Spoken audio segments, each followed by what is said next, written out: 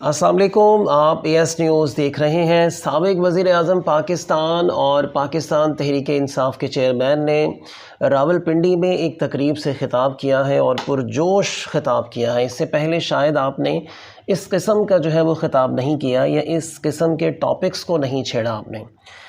इस ख़िताब में यानी रावलपिंडी के लियाकत बाग में आपने पिंडी की सारी जो उनकी बॉडी है उसको वहाँ पे इकट्ठा किया था और एक तकरीब हलफ बरदारी आपने लेनी थी, यानी बाकायदा हलफ लेना था कि इस लॉन्ग मार्च में आप हमारा साथ देंगे या नहीं देंगे।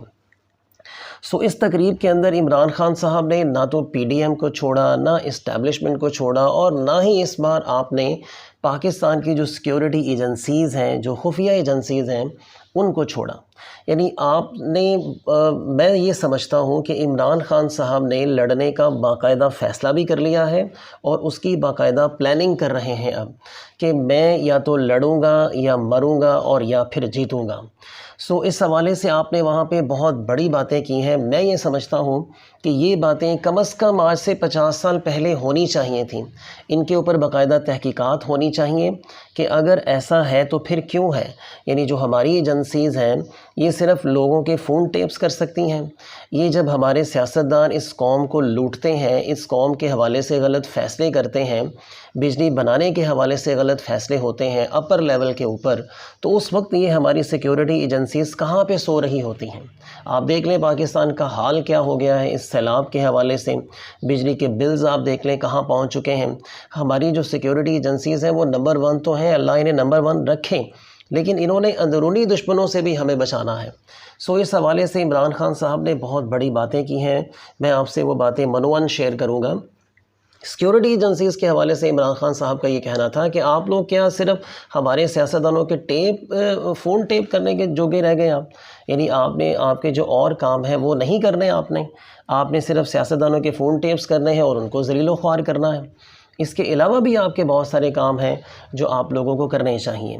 इसके अलावा PDM और राना सनाउल्लाह को भी उन्होंने ये कहा कि तुम उल्टे भी लटक जाओगे, हम लॉन्ग मार्च करेंगे, तुम जो मर्ज़ी प्लानिंग कर लो, जो मैं प्लानिंग कर रहा हूँ तुम सबकी प्लानिंग से बिल्कुल डिफरेंट है। अब देखना मैं करता क्या हूँ। बहुत ही पुरजोश किस्म का ख़िताब इमरान खान साहब ने वहाँ पर किया है, वो मैं आपके साथ शेयर करूँगा, आप बज़ाते ख़ुद उसको सुने। और मैं ये रिक्वेस्ट करूँगा अपनी सिक्योरिटी एजेंसीज से भी, इस्टेब्लिशमेंट से भी, कि खुदारा अपना काम अच्छे तरीके से करें, तो मैं समझता हूँ कि ये मुल्क बहुत तेज़ी से तरक्की कर सकता है। हर किस्म का पोटेंशल है इस मुल्क के अंदर। आप सब उस वीडियो को सुने और फिर ख़ुद फ़ैसला करें कि क्या इमरान खान साहब ने सही कहा है या गलत कहा है। क्योंकि पिंडी हमें किसी से खौफ नहीं, क्योंकि अवाम हमारे साथ है, हमें किसी से डर नहीं है। लेकिन इनको हमारे से डर है।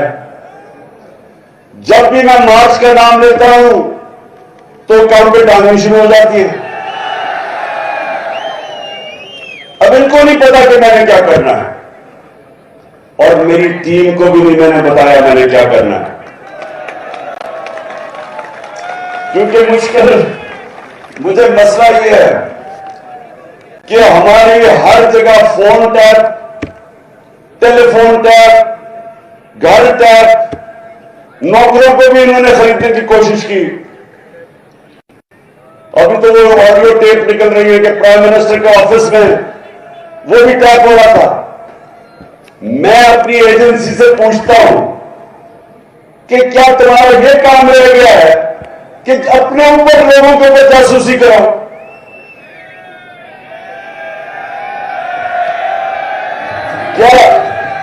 क्या आपका यह काम रह गया है कि जोड़ तोड़ करो कि किसको अब लेके आना और किसको बुलाना है?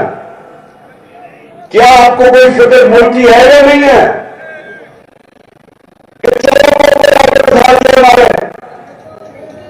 कोई आपको फिक्र है कि जो पाकिस्तान का को तबाही की तरफ लेके जा रही है सारे डाकू मिलके?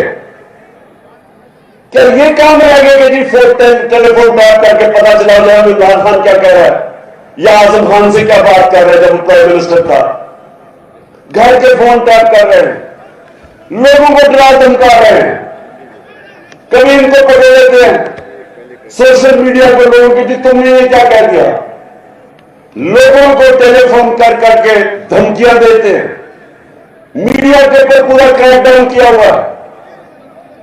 मैं वो ह्यूमन राइट्स वाले लोगों से पूछता हूं कि किधर छुप गए हो आप? नजर नहीं आ रहा कि पाकिस्तान में आजादी राय का गला गूंगा जा रहा है?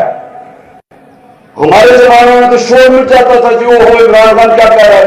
एक टीवी चैनल बताओ जो हमने बंद करने की कोशिश की, बताओ किसको हमने धमकी दी? या वो अरशद शरीफ मुल्क छोड़ के बाहर भागा हुआ अपनी जान बचा के, उधर साबिर शाकिर वो मुल्क से बाहर बैठा हुआ, और वो लोग जो मुहब्बे वतन समझे जाते हैं, बड़े बड़े अच्छे नाम, और इमरान रियाज को पकड़ के जेल में डाल दिया सिर्फ इसलिए कि जनाब आप इमरान खान की हिमायत कर रहे हैं। ये भी कभी हुआ पाकिस्तान में?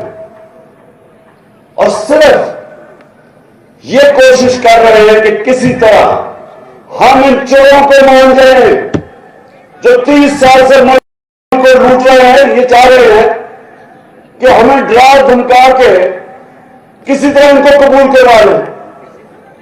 ये सुनो, ये जो भी ये कोशिश कर रहे हो, ये चोरों डाकू और इनके हैंडलर, सुन लो, ये कौन नहीं तुम्हारी बात सुनने लगी, जो इनके साथ लगेगा। जो भी कुछ कहेगा कोई तो मान लेंगे हम कोई गुलाम तो नहीं, हम कोई गुलाम तो नहीं। मैं फिर से हैंडलर्स को बता रहा हूं कि जितनी मर्जी आप कोशिश कर लें, आप अपने आप को बदनाम करेंगे। कौन नहीं जाने लगी इन डाकुओं के साथ? कौन इनका मुकाबला करेगी? और इंशाल्लाह ये जो कप्तान का प्लान बना हुआ मार्च का, हाथ ऊपर। मैं अल्लाह को हाजिर नाजिर जानकर ये हल्फ उठाता हूं कि मैं पाकिस्तान के आईन की हमेशा पासदारी करूंगा, और ये कि मैं इस हकीकी आजादी के लिए अपने लीडर इमरान खान के साथ इस जहाद में उस वक्त तक खड़ा रहूंगा जब तक हकीकी आजादी हासिल नहीं कर लेते। अल्लाह हम सबका हामी और नासिर हो।